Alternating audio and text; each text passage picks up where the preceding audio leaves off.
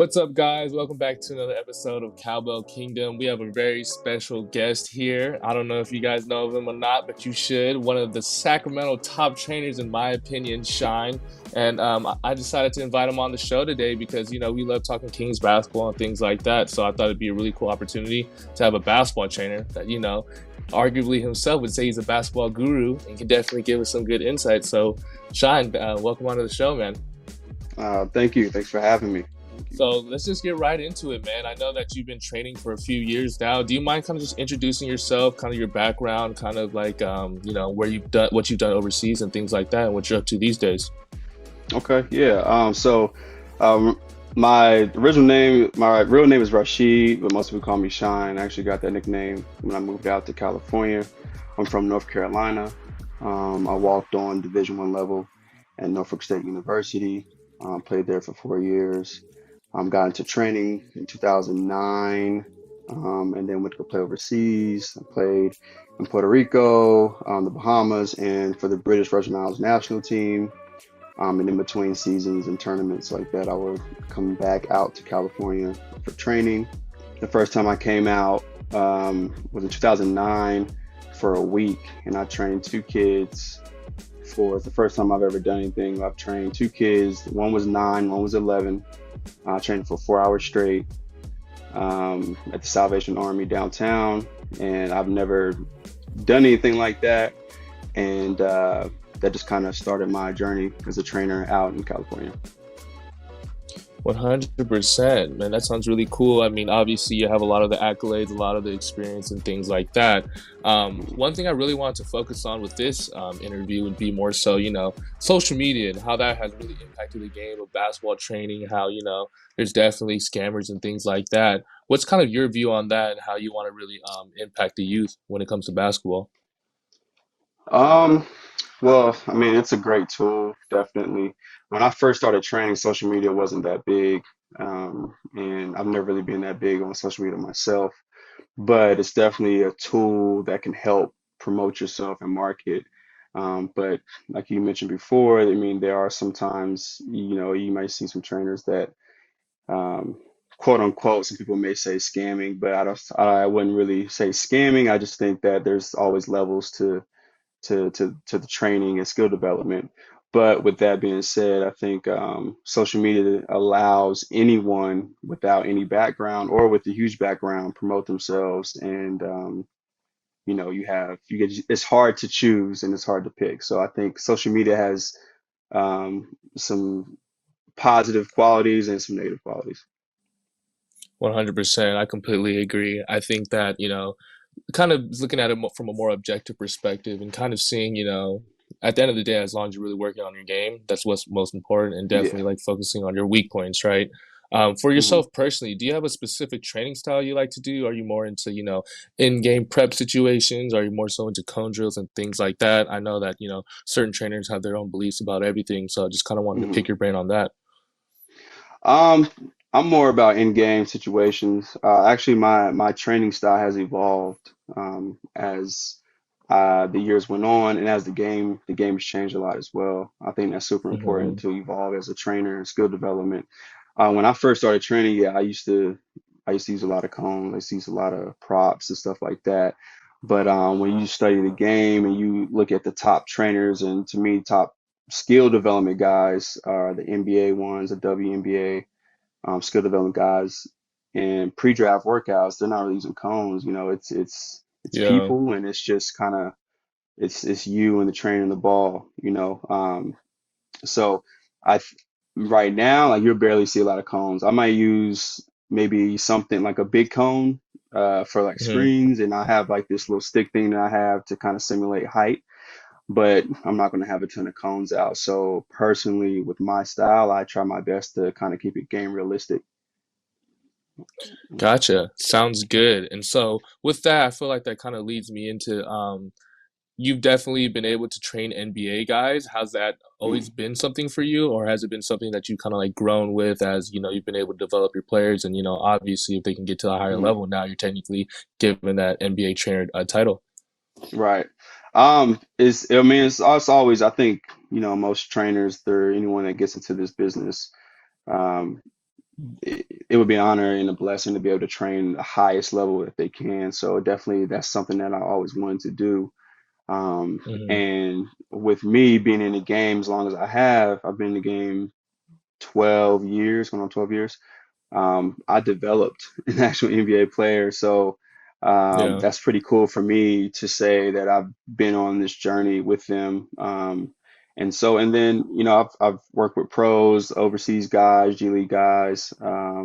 I've helped one of my really good friends, Jared Waters with KI Hoops. I helped him do his pre-draft for a few other players. So it's definitely something that you want to reach for. And it's definitely really cool to get to that level.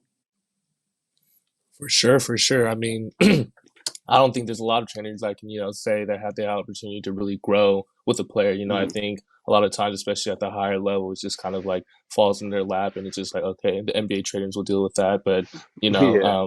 I've mentioned it before that it's kind of watching you, especially during like your early years, definitely seeing you Mhm. grow with a lot of these guys, and definitely have an intimate relationship. Can you kind of talk about that and how really developing a strong bond with your the players that you train really kind of translate towards game like situations?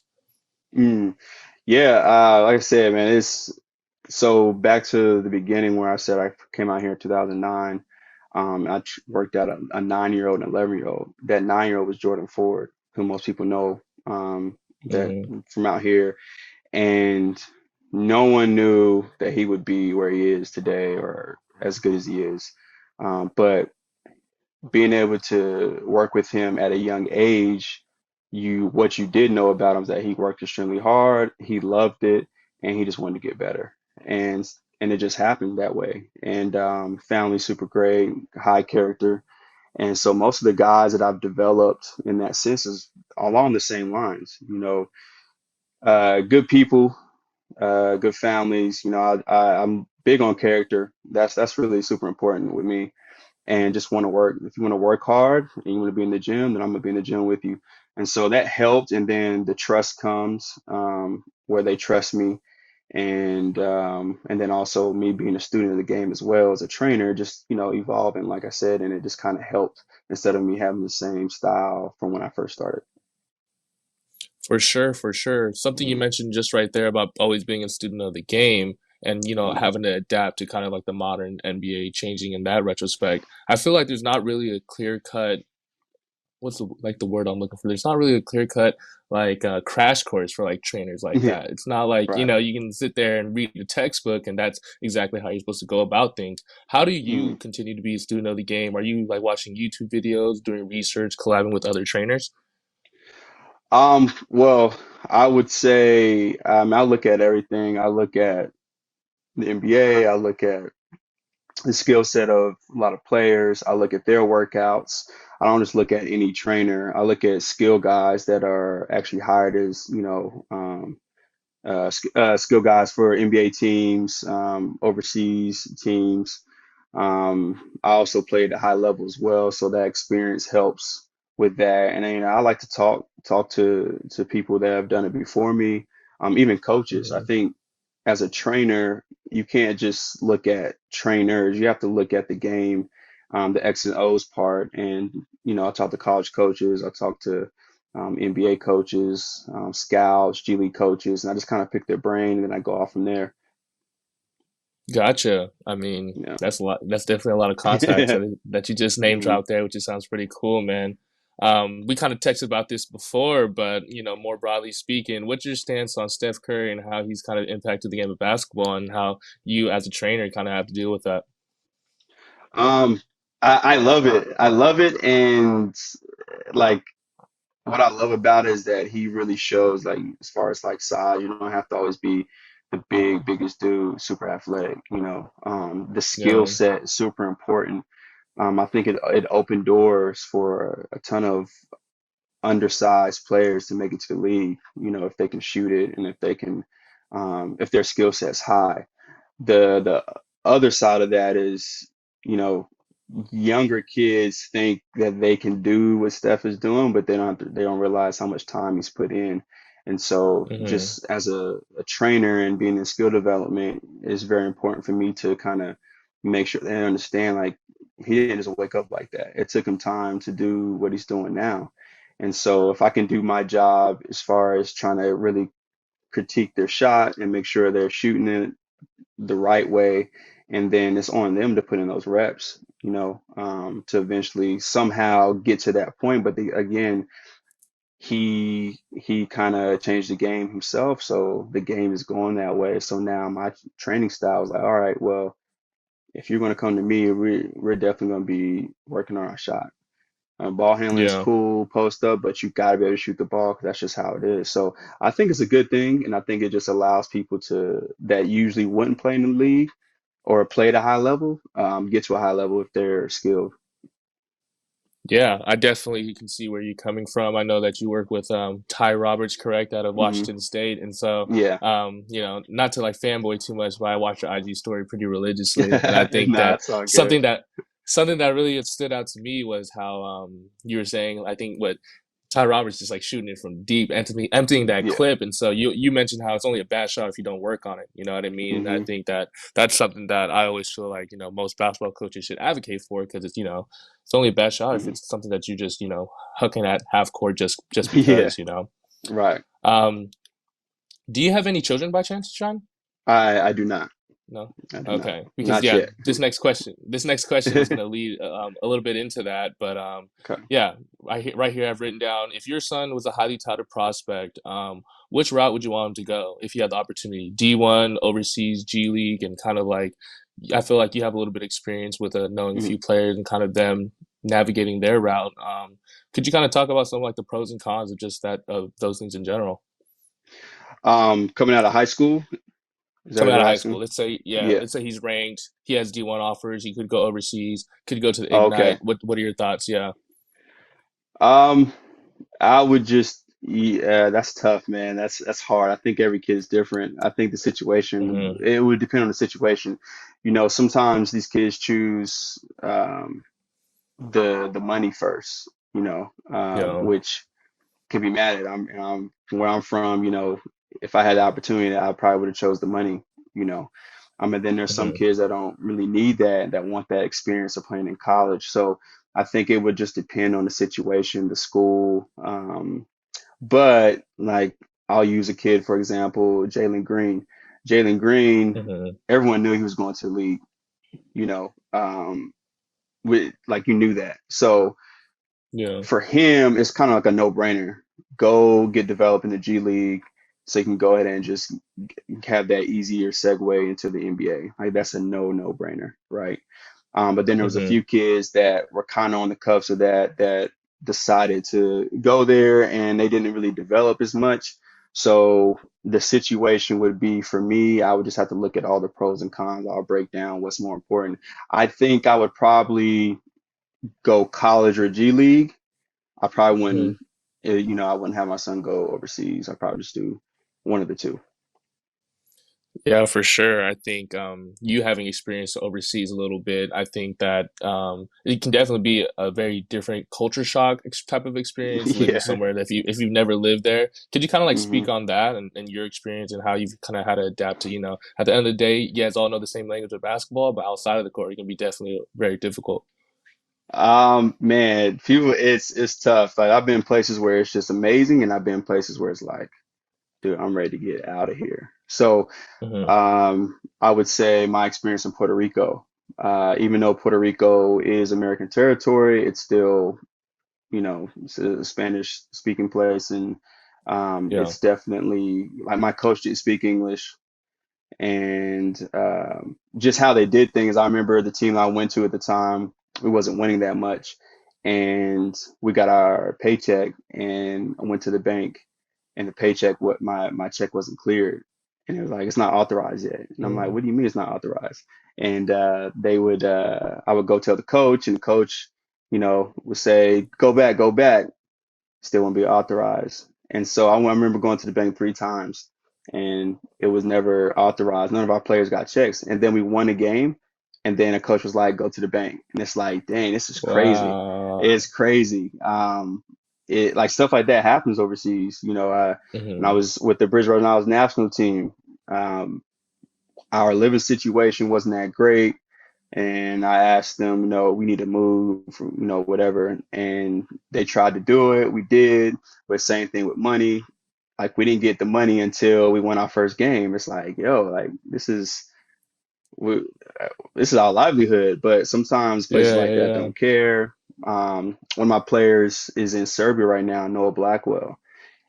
His Hmm. experience at the beginning of the season was just kind of crazy. Like he wasn't getting paid. They promised him, a better living situation. And at first, he was in a hotel for like 3 weeks. Then he finally got to an apartment. And then they promised him a car. Like it's just a lot of stuff that happens. But he got through that. But it's a grind, man. I mean, there's millions of stories. So I think you just have to be mentally tough, like mentally tough, mentally strong, and then Hmm. you have your purpose. Like, why am I here? What am I trying to accomplish? And can I fight through this little adversity?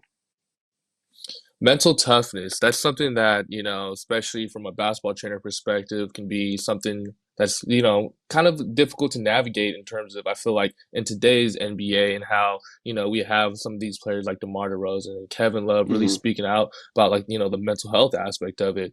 Do you ever feel like in terms of implementing into your training, kind of like more so mental toughness type things, situations that, might not necessarily, be basketball like in the moment, but it's more so like I know Hmm. that this is going to get you mentally tougher. Absolutely. I think I've actually gotten more into that side of my training the last few years, just through experiences myself. And also some of my players have been through some mental tough situations where it's Hmm. like, wow, okay, this is more than basketball right now. So yeah, I implement that. I talk a lot. Like I have a close relationship with most of my players, so I try to talk to them Hmm. outside of just training. And we talk about meditation, we talk about visualizations. Um, we use examples of if they're in a bad situation where they feel like they can't get out of it, as far as basketball wise, where were they 2 years ago, kind of similar situations. And then in training, as far as mental toughness goes, just I might have a certain type of drill that would kind of force them to like really lock in, um, condition wise, or I may have them do something that's out of the ordinary to kind of get their mind off of the drill and then have them come right back to the drill as Hmm. fast as possible, stuff like that. So I definitely challenge my players more mentally now than I did when I first started. Gotcha. Do you have any like particular strategies that you've done in terms of when you got a shooter that's in a slump? You have, Mhm. this star player that's, unable to really get his flow going. Is there anything that you feel like has worked in the past for you? Yeah, film. I would say film is one of the most important things. Watching film and kind of breaking down certain game situations, just so they can see their spots, where they are, or how they shot the ball. Excuse me. Hmm. And then shooting wise, if I'm close to them, we'll break down their shot, but we'll have a session where we probably just do all these different types of form shooting drills where it's literally just, okay, you're going to switch the ball, and I'm not counting unless it's a swish.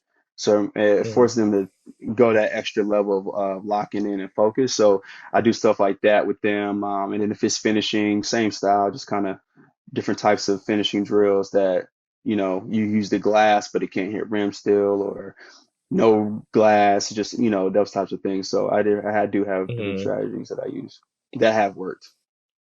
For sure. And kind of like adding on to that, I think that what we mentioned earlier about, becoming a Steph Curry, he has Hmm. everything in his game, whether it's the Yeah. floater, the mid range, finishing around the basket.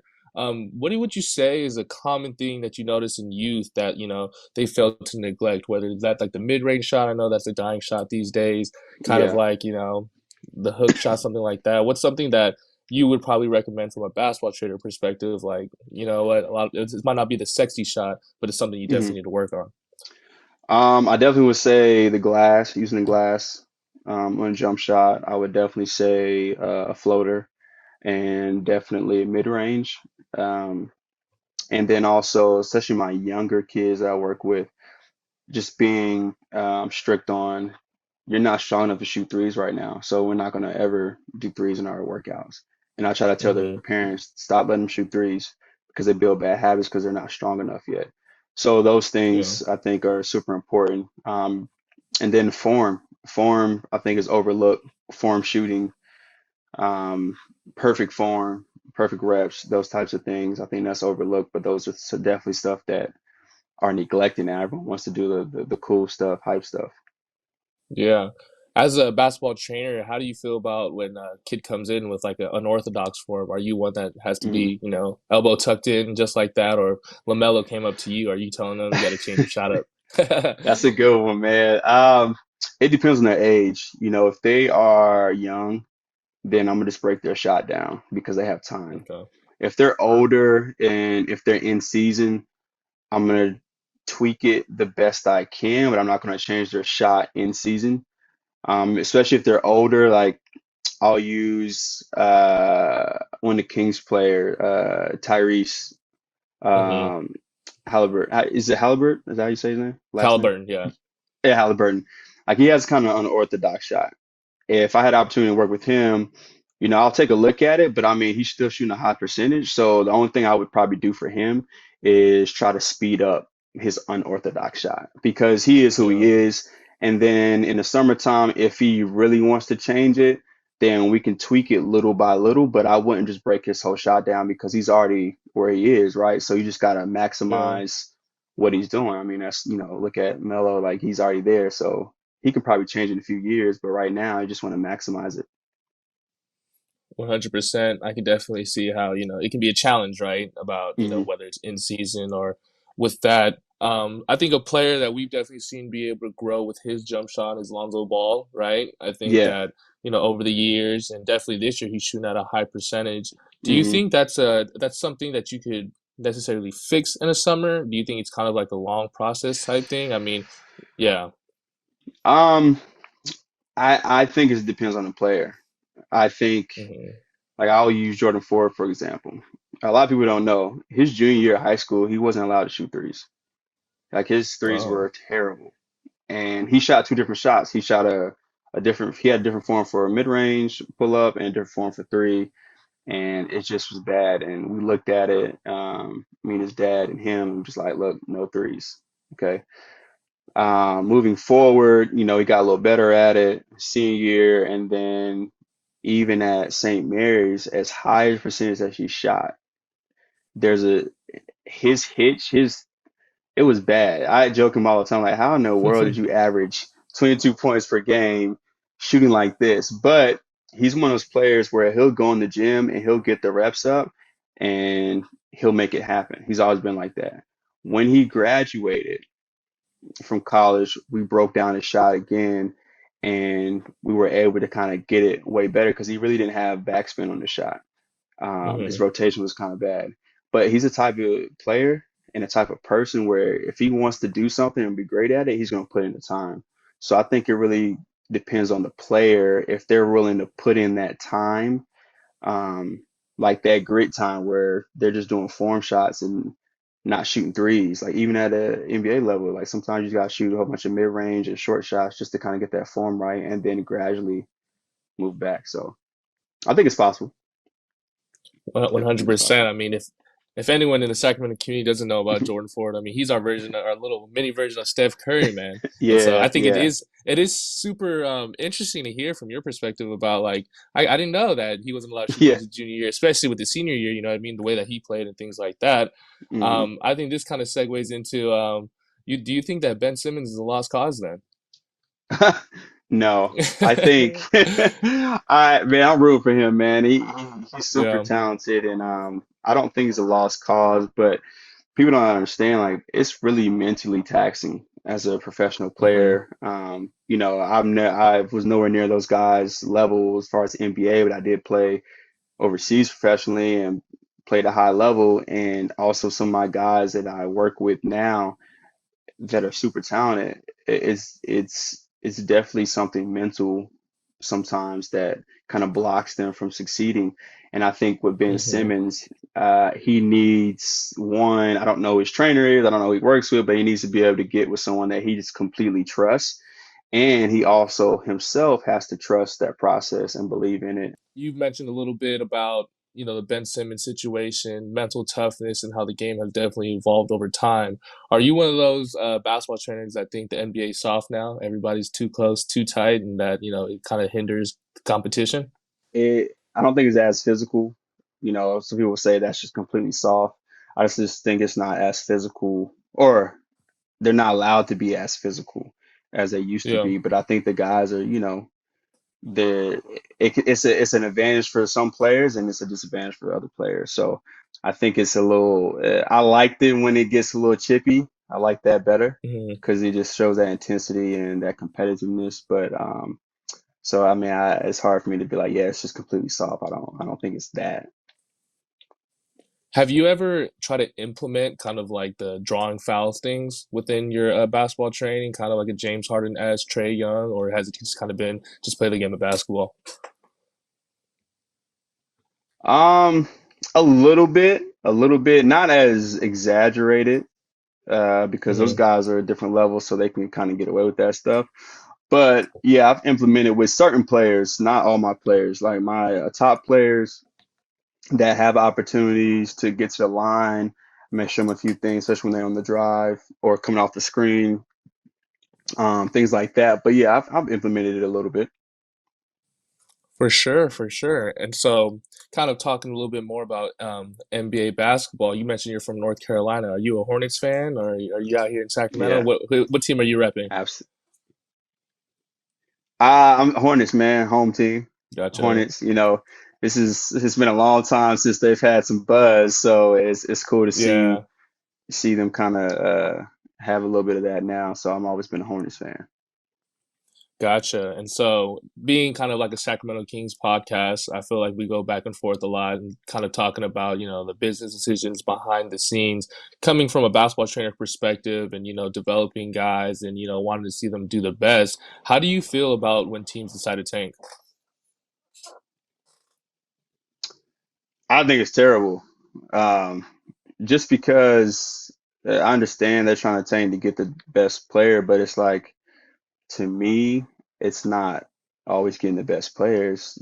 It's the organization, personally, and I don't know, so I don't. I've worked for the Kings before. I used to run their junior NBA program with their camps, Hmm. and the only thing I would say there was a lot of separation between the departments in there, and I don't think it should have that much separation. Um, and so I can only imagine how that is on the basketball operations side. I think, as an organization, it's really up to them to kind of develop these guys and trust them and bring in the right people to help.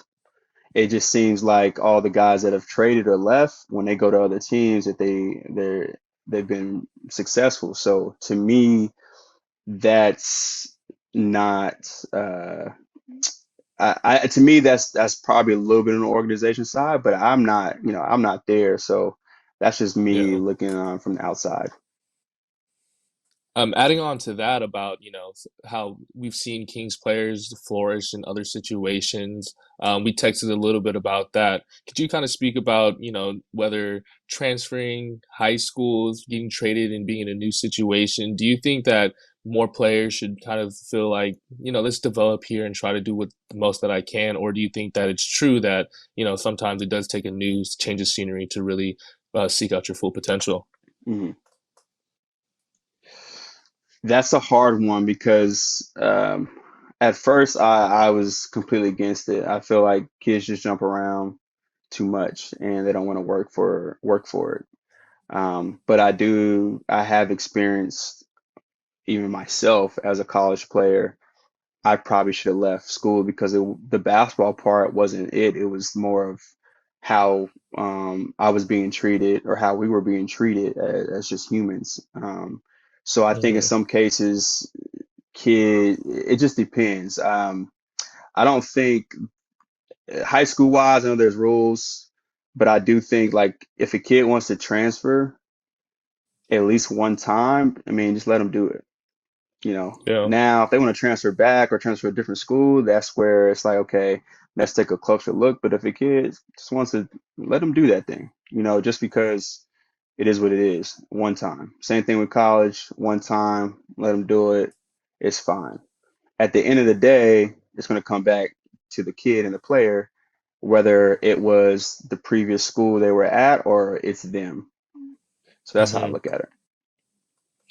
Gotcha. And so we messaged a little bit about that, kind of off camera, in terms of the relationship that a player has with its coach. And I think you can probably speak for it for yourself in terms of how much of an impact a coach has on its player. Um, what would you say kind of are like red flags or even green flags in a coach that's, whether it is the way that they condition their players, whether it is the way that they're running their team, as opposed to, actually developing their players Mhm. versus I just want to get the win and, make my record look good. Yeah. I would say look at the previous players that came from that same coach, how they're doing, what was their experience. That would tell you a lot too. Um, red flags to me would be, and it's different at different levels. I would say high school, more coaches are trying to win versus Hmm. developing their players. And I get it, you want to win, but at the same time, especially if you have a player that is going to play in college or that they're being recruited to play in college, you got to develop them and get them Hmm. prepared for that. I think from what I've experienced as a trainer with some of my players, some of these coaches they're just trying to win and not help these kids. And what happens sometimes when these kids go to college, they're not ready for certain things because they wasn't taught that in high school. Yeah. So I think that's possibly a red flag if you're being recruited at a certain position for college, but you're playing a completely different position in high school. For instance, I've had a few players that were recruited as point guards and they're playing point now in college or played point in college. And in high school, they're playing a 3 and a 4. That to me, that just doesn't make any sense. Um, a green flag, like good thing, is if the coach is obviously putting you in the right position, but also trying to help you develop as a player, um, and letting you play through mistakes, and also just trying to coach you versus yell at you and trying to force you to do something they want you to do versus like, is this going to Yeah. help this kid in the long run? I definitely can see where you're coming from on that. I think that's some great insight. I think kind of speaking from my personal experience with basketball, the way that I've grown up and things like that, I think in hindsight now, right, I'm like 21, 22. I've kind of let my basketball career be a thing of the Hmm. past, although I love it as much. I think definitely looking at it from a hindsight perspective and where I could have improved and things like that. Middle school for me, I had the opportunity to play like, it was only seventh, eighth grade, but I was able to play on the eighth grade basketball team. And I Hmm. had like a whole, it was a big culture shock for me because it was more so, it was just different expectations, right? You're playing at a higher level. There's a lot faster guys, and I think Hmm. that it would have been really nice to have a coach or somebody there letting me know that it's okay to make mistakes, it's okay to be uncomfortable. Things like this are Hmm. going to happen, and moving forward, that's how you're going to improve. But with that being said, could I have put more work in? Could I have spent more nights in the gym? 100%. I completely agree. And I think, especially with Hmm. today's youth basketball, it's really comes down to that accountability and willing to work hard. And, Hmm. if you are doing everything that you should be doing, then at that point, I guess you can kind of try to look at the coach's perspective and how, potentially maybe you are in an unfair situation. But I think ultimately I do hear where you're coming from in terms of just like, if you're really putting in the work and really, doing everything that needs to be done, it's going to be really difficult for a coach not to play you. Hmm. With that being said, though, oh yeah, sorry, did you have anything there? Absolutely. At the end of the day, so you ball don't lie. Yeah, exactly. No, I was So just I know saying you've, the ball doesn't lie. So yeah, yeah, yeah. Sorry, I think I'm just lagging a little bit. Are we good? Can you hear me? yeah, Okay, cool. I can hear you. Um, Gotcha. Another thing I wanted to ask you, especially with the, diversity and variety of players that you've had, has there been a common pattern that you've seen that separates good from great? Absolutely. Um, Work ethic, you know, being coachable, um, not about the hype. I've seen the difference in a lot of these kids. Ones that put in a lot of time on their own and come to me, those are the ones that are really super successful. And the ones that come to me a few times a week or kind of randomly, but don't really put in a lot of time, those Hmm. they're not as successful as the other ones. And then the ones that trust me and listen that are coachable versus the ones that try to fight me on, not physically fight, but fight me Yeah. on the things that I'm trying to help them with and just buying into that. Definitely, that's the trend that I see between good Hmm. and great.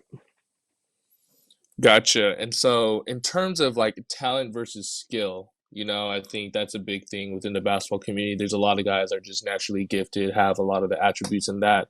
And then, it does take a lot of the endless nights in the gym in order to develop that skill. I mean, you mentioned it before about Jordan Mhm, Ford. I think he's a highly skilled player. How do you think that really does translate into your basketball training? Do you think that, you try to lessen the ego of those talented players to get them to really focus on the fundamentals? And then in terms of the kids that aren't as talented, mhm. getting them to develop skill wise. Yeah.